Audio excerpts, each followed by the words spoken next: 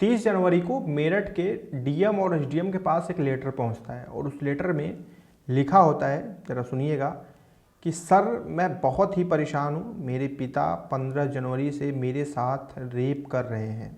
वो कहते हैं कि तू मेरी गर्लफ्रेंड है, इस बारे में तू किसी को बताएगी तो तुझे जहर दे दूँगा। मैं पिता के साथ नहीं रहना चाहती हूँ। इस समय मेरी माँ लखनऊ में है, मुझे मेरी जान को खतरा है। मेरे पापा मुझे जहर दे सकते हैं। मैं छोटी बहन के साथ लेकर माँ के पास जाना चाहती हूँ, प्लीज़ हेल्प मी।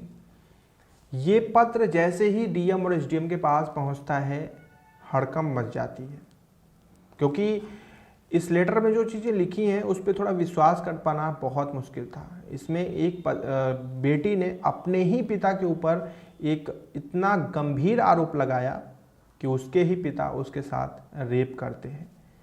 अब पुलिस जांच में जुट गई, क्योंकि ये प्रार्थना पत्र, ये लेटर जो आया था, इसके आधार को बनाकर पुलिस ने जांच पड़ताल शुरू की। इस कहानी में ऐसा क्या था, क्या सारी चीज़ें थी, आज जानना बहुत ज़रूरी है, क्योंकि सवाल एक ऐसे रिश्ते को लेकर उठा है जिसे बहुत पवित्र माना जाता है। और ये कहानी में आपको 2 ट्विस्ट देखने को मिलेंगे, एक शुरुआत में और एक आखिरी में। थोड़ा सा वक्त निकाल कर सुनिएगा। चलिए शुरुआत करता हूँ। नमस्कार दोस्तों, मेरा नाम है JRD और आप देख रहे हैं 9 PM विद JRD। ये कहानी है मेरठ उत्तर प्रदेश की। अब मैं शुरुआत करता हूँ। मेरठ उत्तर प्रदेश में एक परिवार होता है, उस परिवार का जो मुखिया होता है वो होता है कमलनाथ। कमलनाथ की पत्नी सुशीला, कमलनाथ की 2 बेटियाँ, एक चांदनी और एक सालू। चांदनी सबसे बड़ी बेटी और सालू छोटी बेटी। सुशीला और कमलनाथ के आपसी रिश्ते उतने बेहतर नहीं थे कभी भी। शादी के बाद से ही कुछ ही समय से इनके जो पति पत्नी यानी कि दाम्पत्य जीवन था, ये थोड़ा सा ऊपर नीचे होने लगा, क्योंकि इनके बीच की जो मिसअंडरस्टैंडिंग थी वो धीरे धीरे बढ़ने लगी। फिर होता कुछ यूँ है कि जो कमलनाथ है उसको पहली संतान होती है जो कि चांदनी होती है। फिर भी इनके रिश्तों में कोई खास सुधार नहीं आता है। फिर कुछ वक्त बाद एक दूसरी बेटी होती है जो कि सालू होती है।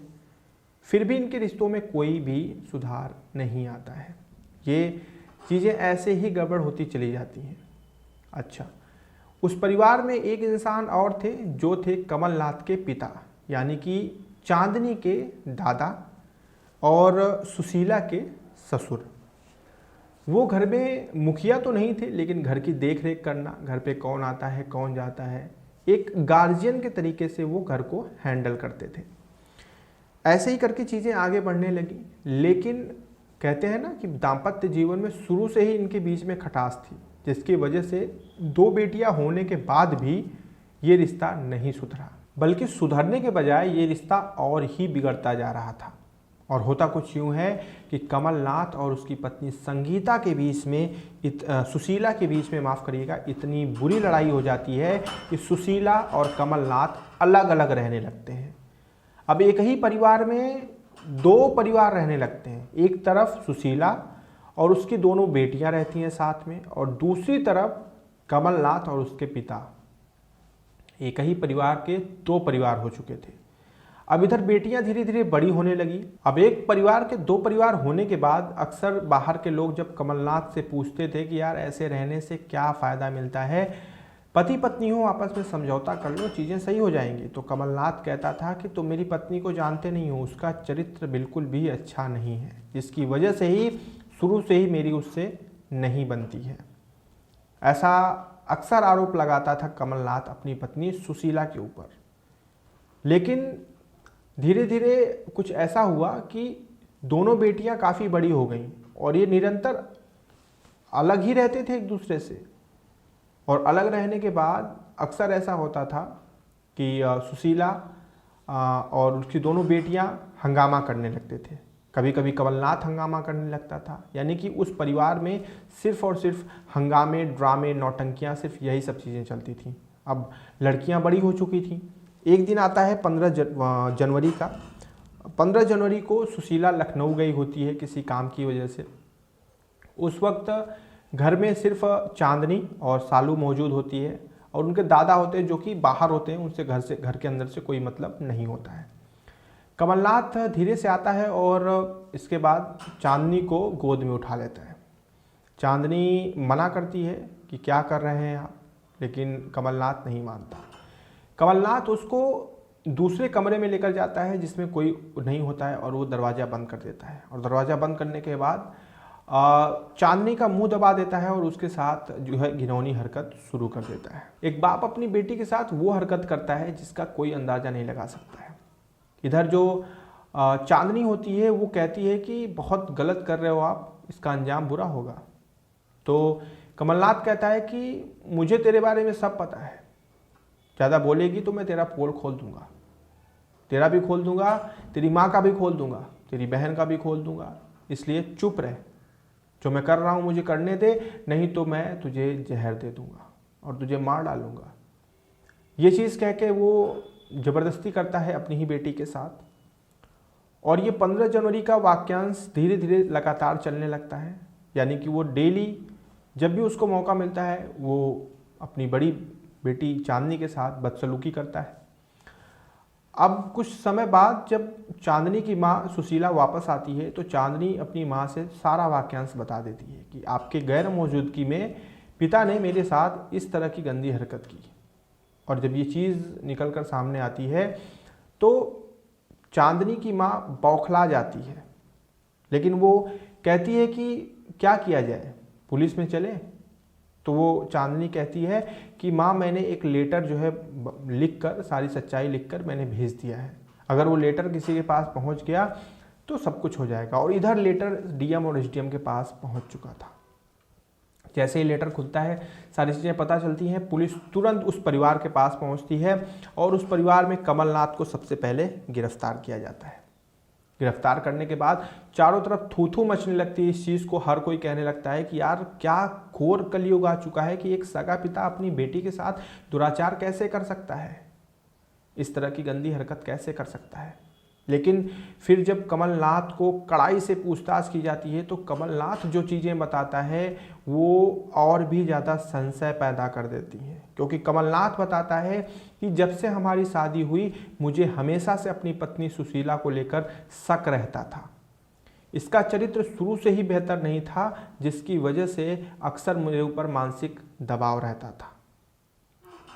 और इसके बाद ये कहता है, कमलनाथ बताता है कि जब ये अपनी बेटियों के साथ मुझसे अलग रहने लगी तो उसे बड़ा सुकून मिलने लगा। वो पूरी तरह से आज़ाद हो चुकी थी, क्योंकि अब वो मुझसे अलग रह रही थी तो उसे पता था कि अब मैं उसके जीवन में जो है रोक टोक नहीं कर सकता। इसलिए वो फ्री आज़ाद होकर घूमने लगती है और वो जो मर्जी उसके साथ घूमने चली जाती थी, जहाँ मर्जी वहाँ जाती थी, पूरे दिन भर गायब रहती थी, रात को घर आती थी।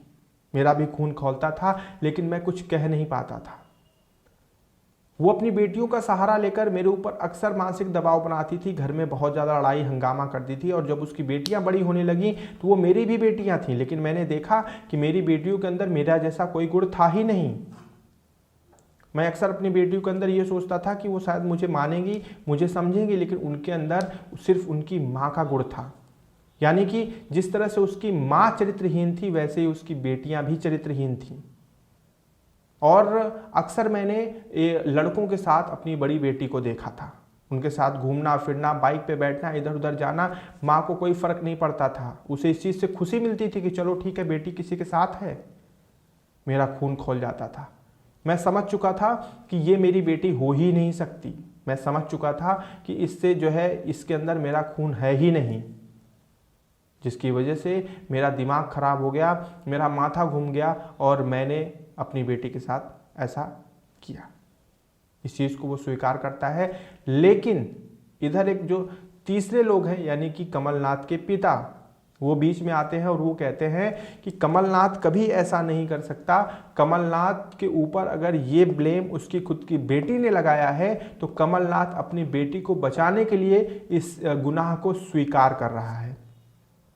कमलनाथ की कही हुई सारी बातों को उस कमलनाथ के पिता स्वीकार करके कहते हैं कि सही बात है, चरित्र की वजह से हमेशा से मेरी बेटी और मेरे बेटे और बहू के बीच में दूरियां रही हैं। मेरी बहू का चरित्र बिल्कुल भी सही नहीं रहा है और वही चरित्र मेरी जो पोतियां हैं उनके अंदर भी मैंने देखा है, लेकिन कमलनाथ दोषी नहीं है। लेकिन अगर डीएनए रिपोर्ट आती है और कमलनाथ ने वाकई में ऐसा किया है तो फिर मैं अपने बेटे का त्याग कर दूंगा। अब यहाँ पर पुलिस भी कंफ्यूज हो जाती है, क्योंकि एक परिवार का ये मैटर होता है। एक तरफ बेटी अपने बाप पे जो है लांछन लगा रही है और बाप इस चीज़ को स्वीकार भी कर रहा है, लेकिन उस बाप का जो बाप है वो ये कह रहा है कि नहीं ये गलत है। वो इसलिए स्वीकार कर रहा है क्योंकि कहीं ना कहीं वो अपनी बेटी की लाज बचाने की कोशिश कर रहा है। अगर उसकी बेटी ने ऐसी हरकत कर दी है, उसने अपने पिता पर ही ब्लेम लगा दिया है, तो ठीक है। फिर बहुत बड़ा कन्फ्यूजन हुआ इस रिश्ते को लेकर। पुलिस पूरी तरह से जांच में जुटी है और ये तय भी हो जाएगा, जहां तक मुझे उम्मीद है कि जो ये गुनाह है ये साबित हो जाएगा। लेकिन एक तरफ कुछ और कहानी, एक तरफ कुछ और कहानी। पिता ने अगर ऐसी हरकत की है तो ये पूरी तरह से गलत है।